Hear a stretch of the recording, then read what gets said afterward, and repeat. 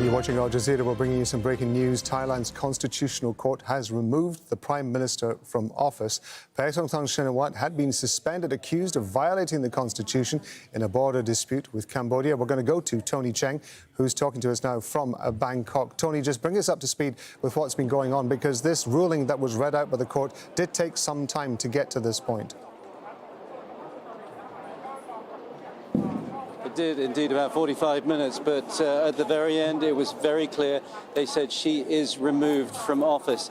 The charges of violating ethics and conduct unbecoming to her position as Prime Minister were upheld. They talked about the fact that she was too informal in her conversation with Hun Sen, Cambodia's former Prime Minister, that she didn't have the authority in the border areas to give the kind of guarantees she had made on that phone call to Hun Sen, that she would try and sort things out. And I think that is something that many people have suspected was going to be the case. Again, this has all been played out very much in the Thai media. That phone call was leaked in the middle of June, and I think many people here have made their decisions about it in the court of public opinion. Her opinion polls have dropped dramatically to just 9%.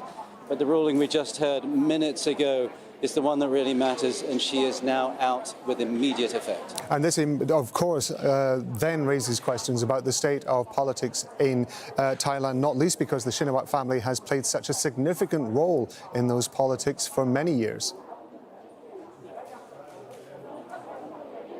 Absolutely. I think there are very big ramifications here for the Shinawatras. It's a big problem. Paetongtarn Shinawatra, the daughter of Thaksin Shinawatra, the man who's really stood over Thai politics for the last 20 years, although for much of that time he's actually been in exile.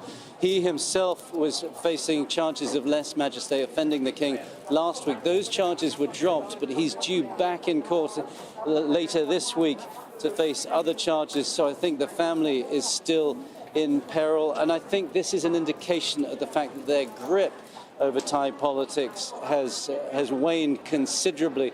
But I think there are also going to be big questions about where we go from here.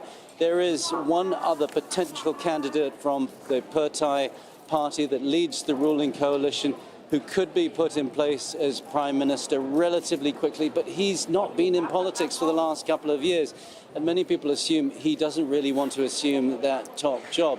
That then will open up the race to lots of the other small parties. They'll be looking to increase their influence, and we could see new alliances form. I think the other big concern for many people is this could force us back into an election cycle. There are still 2 years until an election needs to be called, but if we see a crisis of leadership at the top, that may well happen, and I think many people see that happening perhaps in the early months of 2026. Tony, just talk to us about the phone conversation that's at the centre of these allegations that she was facing. I understand that when she was talking to Hun Sen, the former leader of Cambodia, she referred to him as uncle, and she's reported to have said that if there was anything that he wanted, she would take care of it. But the strange thing, or the interesting thing is, if I understand it correctly, a full recording, a full version of that recording was released by Hun Sen himself. Yes, indeed. And I think Hun Sen is a man who has been, I think, at the top of Cambodian politics for more than 40 years. At one stage, he was the longest-serving Prime Minister in the world. He is a man who is well known to be a master and a manipulator of politics. I think it was felt that there was a strong relationship between the Hun family and the Shinawatra family. Hun Sen's son himself is also Prime Minister of Cambodia. Thaksin Shinawatra had served several decades ago in Hun Sen's cabinet as a special economic advisor. And I think the way she approached that conversation was as a family friend. She referred to him as uncle. But that part you just mentioned, where she said she would do what she could to ease issues on the border, was picked out by the court. They said she did not have the authority to do that. At that stage, the border was under the control of the Thai army, and she had exceeded her position. And she should have not been as informal in her approach to Hun Sen. Why exactly Hun Sen decided to betray Paetongtarn Shinawatra and the Shinawatra family I think at this stage is anyone's guess, but it was made public very clearly less than 24 hours afterwards. Part of her defense to the court was that this was an informal conversation. It was made in confidence. She didn't give permission for it to be leaked. But very early on in the reading of the verdict, the court said that that was not a viable defense, that she was acting in her role as Prime Minister, and they considered that what was released by Hun Sen was public record. For viewers who are just joining us, we are bringing you some breaking news. Thailand's Constitutional Court has removed the Prime Minister from office. Paetongtarn Shinawatra had been suspended. She'd been accused of violating the Constitution in a border dispute with Cambodia. We're talking to our correspondent, Tony Cheng, who's in Bangkok. It is worth noting that apparently after that call that you were just outlining for us, about 5 weeks or so afterwards, the border dispute itself kind of exacerbated, erupted into a 5-day conflict, didn't it? And the relations between Thailand and Cambodia broke down. And as far as I can tell, they're not really recovering yet. They are not, and we're still seeing lots of anger on both sides of the border. In the last couple of days, we've seen a big dispute about what the Thais accused the Cambodian army of laying fresh landmines on the border. In fact, today, Thailand is saying it's going to build a physical wall over some of the sections of that border, and that is an indication of really how hostile things have got. And again, I think the fact that Paetongtarn Shinawatra misread this situation as one which could be easily overcome in an informal conversation with Hun Sen has blown up very much in her face. The Thai public, I think, has seen all of this develop. It has whipped up an awful lot of nationalist fervour on this side of the border. And the fact that she was seen to be so sympathetic to Hun Sen has really counted against her. In fact, rather surprisingly, we've seen the revival of the Thai military's popularity. Many people here now see them as the defenders of the nation.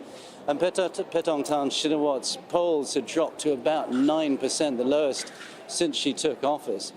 But I think there are other issues to consider too. The role of the Constitutional Court here, this is the second time in 12 months it's removed a sitting Thai Prime Minister. And whatever Paetongtarn Shinawatra's crimes, these rules of ethics and conduct violations are very loosely described in the Constitution. The fact that the judges took so long to describe exactly why they were finding her guilty, I think, is illustrative of the fact that they're very keen to be seen in the eyes of the public to be doing the right thing.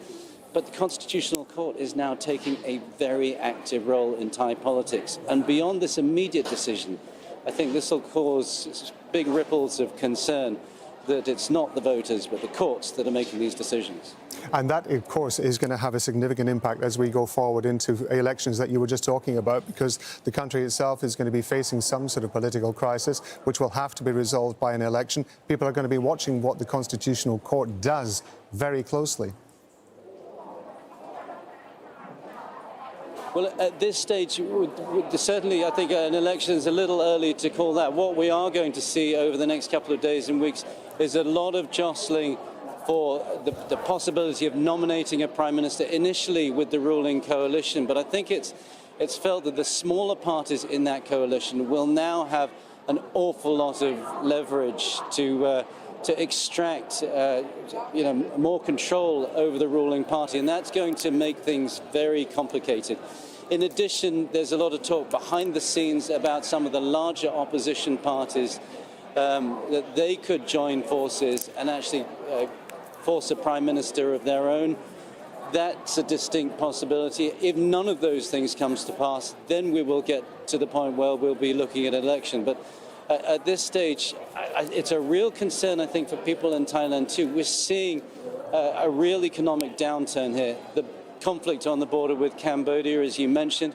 We've also got conflict and a lot of criminality on the border with Myanmar. I think many people here just want to see strong and definite leadership, and this is the last thing that's going to provide that. Tony, for now, thank you very much indeed. That's Tony Cheng talking to us there.